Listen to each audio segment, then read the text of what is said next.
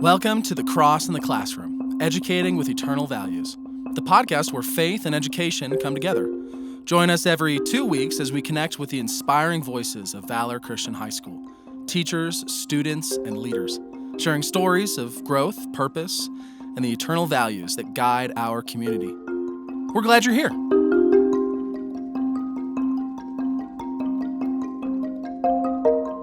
Welcome to The Cross in the Classroom. In this episode, host Toby Coffman sits down with World Language Department lead Thomas Hill.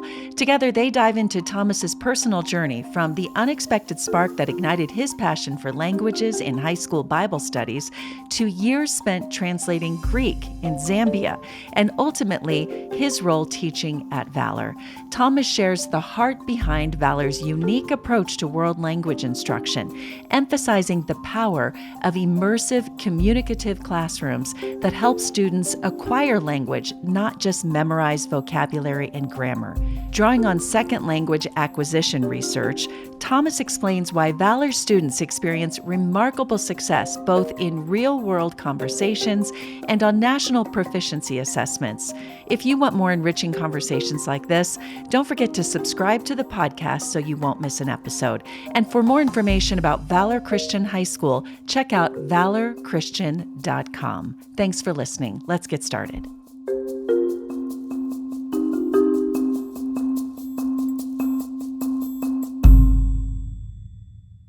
Well, Thomas, thanks for joining us today.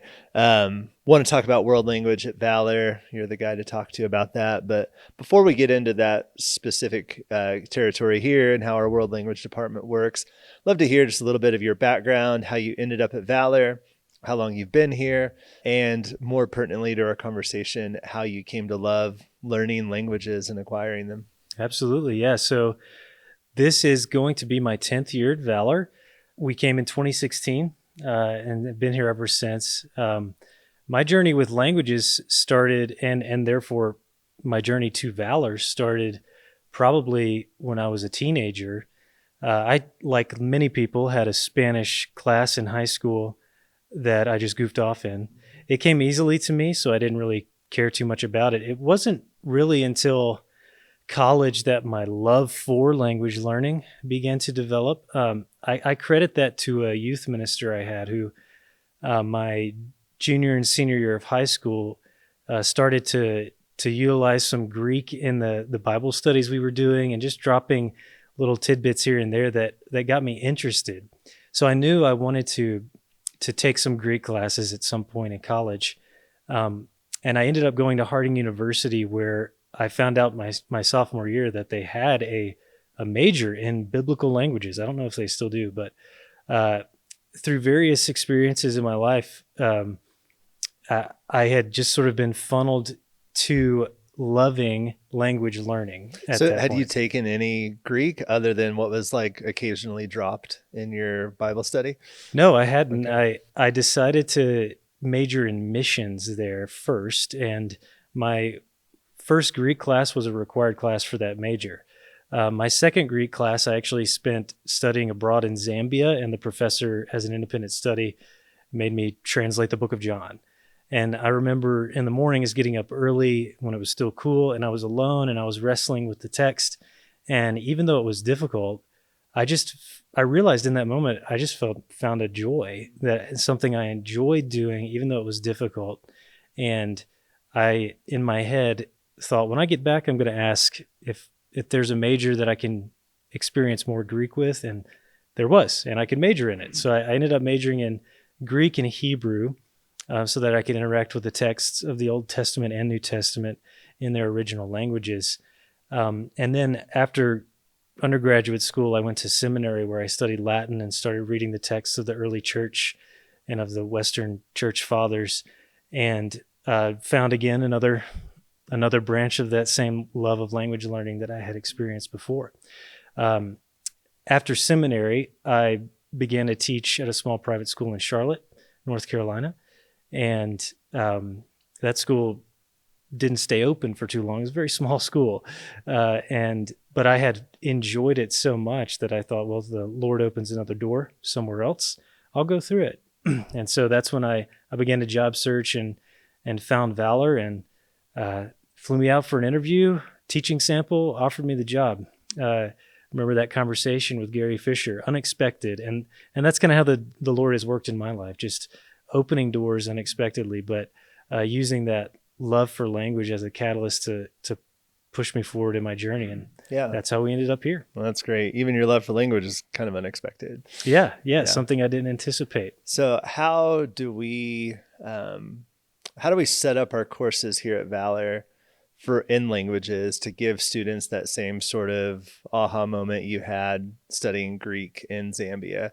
How do we make room for them to really fall in love with language acquisition? I think there are a small percentage of students like me that find that they just enjoy even the nitty gritty of the grammar analysis and the translation work and things like that. But we do try to instill joy into our classrooms, because at the root of it, language learning is about communicating. And we are the Imago Dei. We are the image of God, and our God is a communicator. And so I think inherent in just the act of communicating, whether that be in your native tongue or a second language, there is an inherent joy. Because you are experiencing fellowship, and that's what language is for, and that's what it's meant to be used for, is to make connection and to build relationship. And so that's the emphasis. One of the emphases of our program and the way we do things in class is it's communicative. We want there to be interactions in the target language that's learning, so that even if the students can't quite put their finger on what they learned that day, their experience was one of relationship and one of joy, we hope. So I grew up taking Spanish, like probably a lot of the parents in our audience here, because it made sense. It was the thing to do. I took 3 years of Spanish in high school, a couple of years in junior high.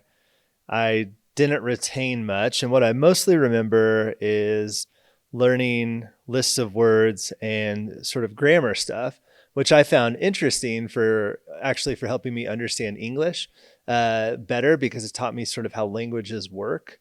But it didn't really help me acquire Spanish, at least at a deep level. So the way we teach today, it was new to me when I came to Valor. It's probably new for a lot of our parents as their students enter into our world language classes here. So kind of talk me through the pedagogy and philosophy of world language at Valor, why, what maybe the science or research says about it, what you've seen in the classroom. Why is this the way we teach? Absolutely. Yeah. You and I had similar high school experiences with Spanish. We didn't come away with large abilities to communicate in that language because of the way it was taught. And going back to what I said a second ago, since we desire students to be able to communicate in the language, because we believe that's one part of the way we image God himself and where the joy is found, that's what we want them to be able to do. Those are our student outcomes, are to be able to communicate in reading, listening, speaking, and writing. And so the way our classes work really comes out of second language acquisition theory, and the scholarly research in the in the universities that has slowly been distilled down, so to speak, to us over time. But our classrooms are modeled really on the way that you learn your first language, and that is through massive amounts of input, but input that is comprehensible, input that is understood. That you can understand. Exactly. Your mom talks to you at an age-appropriate level, helps you acquire language. Correct. Yeah. That's why children's books are so repetitively boring to us as parents, because they are written at a simple level. The brain is wired to make meaning. It desires deeply to connect meaning to words and sounds and images. And so you're made to be able to acquire language. And our classrooms are modeled on that way of learning a language. It is your second language. And so we can leverage some of the thinking parts of your brain to help you acquire. But in our classrooms, you're going to enter in and you're going to experience the language 90%, 95% of the time in the classroom. We speak in the target language, we write in the target language, but we do it so slowly and so intentionally that there should not be many times where you do not understand what is being said. Once the brain begins to make meaning out of what it's hearing, that's when it starts to actually acquire the language. It becomes a part of you. And then eventually you're able to hear it easily, you're able to read it easily, and then you're actually able to begin to say it and then write it. And so our we call this comprehensible input or acquisition-driven instruction. Our goal is for students to acquire the language through input that they understand, that they comprehend, which then through the the wonderful way God has created us turns into the ability to use the language and communicate with the language. And that's why our students do so well in when they go on our discovery trips. They're able to help translate. When they take our test at the end of the year that measures their proficiency, they're outscoring their colleagues across the country and internationally at their given level. And so a lot of times in that classroom, since we don't focus on making them memorize grammar, making them memorize forms like you recalled, sometimes students and parents have a hard time putting their finger on what was actually learned in the classroom. Well, they've actually begun to acquire the language, and your student can actually use the language and understand the language at his or her level in a way that even as freshmen, they're able to do it in a way that you and I weren't able to really do even after our years in high school. So you would say kind of initially it probably is jarring for students to be able to do 95% of the class in the target language. And how do they kind of adjust over time from maybe open mouth, like, oh my gosh, like this is serious, like we're just in Spanish or French or whatever. How do they come to adapt to that over time? The students are shocked at first. I get a lot of emails sometimes. I don't think my student is ready for this level. Well, this is the first level, so they have to go here. But they realize actually after a short period of time that they're supported in the classroom, that even though the language is being used constantly, there are so many mechanisms that the teachers design and use in the classroom that support their comprehension of what's being said or what's being read, that they begin to realize and understand, oh, okay, I'm actually not lost. I actually do understand what's going on. I'm supported here. And they become a little more comfortable in that environment until eventually, it's all they know and they function great in that. And that does take a couple of weeks. But that's, with a lot of support. And then they do realize the skills that they've gained, and that is a huge motivator for students when they understand, wow, I'm able to read all that. I'm able to listen to all that and understand. And I just had a conversation with my teacher where I was speaking entirely in Spanish by the end of 2-3 weeks. That kind of realization of their own learning goes a long way to also helping them feel confident. But it takes a couple of weeks of onboarding. I like what you say, though, like that there's an empowering element to this, to our students, when they gain the confidence that they can go to these places on discovery or for study abroad when they're in college, and they can actually communicate in that language. I wanted to follow up because you mentioned this briefly in a couple of questions back.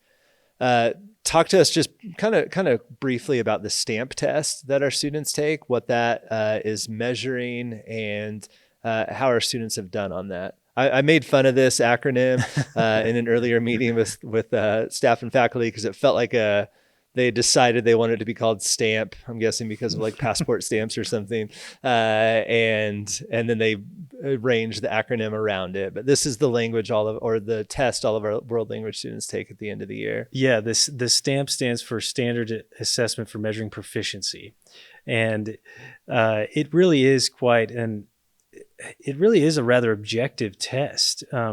Some people some people think that measuring proficiency is rather subjective, but we have a lot of criteria and data that we use to support the criteria and student outcomes that allow us and allow the makers of this test to measure proficiency level rather accurately. And so all of our students in every language take this test at the end of the year, and it measures their proficiency in 4 areas: reading, listening, speaking, and writing. And the way that we have our levels set up, and the way that our, one of the organizations that has given us a lot of input on how to talk about our levels, ACTFL is what it's called, the American Council of Teachers Foreign Language. Another great acronym. Acronym is novice, intermediate, and advanced. So we're trying to measure where you fall on that scale at the end of the year. At the end of your first year as a Spanish student, for instance, our goal for you is a novice high, which in the hierarchy of this system is a level 3, an L3 we call it. You hit all L3s on reading, listening, speaking, and writing on the stamp test, then that shows us, okay, you are exactly where you think we are. We think you are. You've achieved the level that we wanted for you, and you're ready for the next level. You're ready for intermediate. After novice high, level 3, the next level is intermediate low, which is a level 4, an L4. Because of the way language learning works, the farther you go, the more there is to learn. It takes longer to jump those levels. You start as a novice low and you jump all the way to novice high at the end of your first year. At the end of your second year of Spanish, or any language here, your goal is actually an L4, is just one level. We want you to be right on, we want you to hit L4 in all of those modes, reading, listening, speaking, and writing. And it takes about a year for you to be able to get to that point.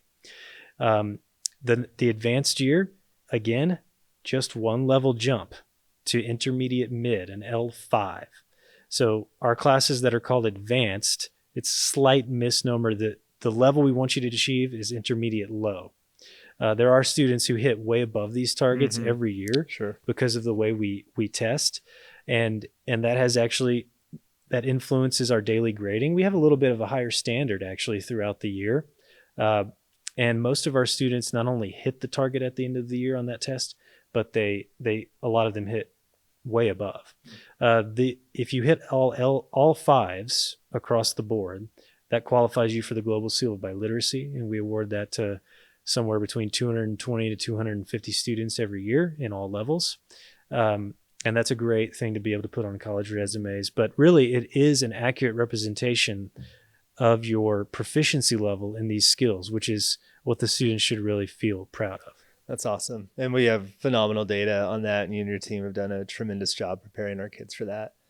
But this is also a Christian school. And so I want to ask, the last couple minutes of our conversation here, why, maybe even especially for followers of Christ, is it important to acquire a second language and to seek to learn a culture that corresponds to a language? I think there could be a world very conceivable in the future where AI is pretty flawless in its translation, and we could go to a cafe in Barcelona and speak into our phone, and it would repeat perfect Spanish to our waiter.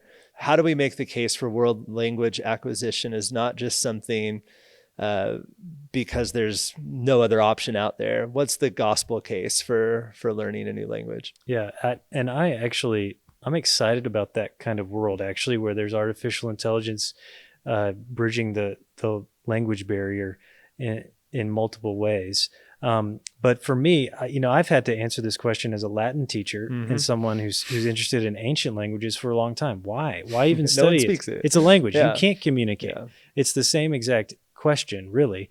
And it's a very similar answer. It comes down to the fact that I'm a being created in the image of God.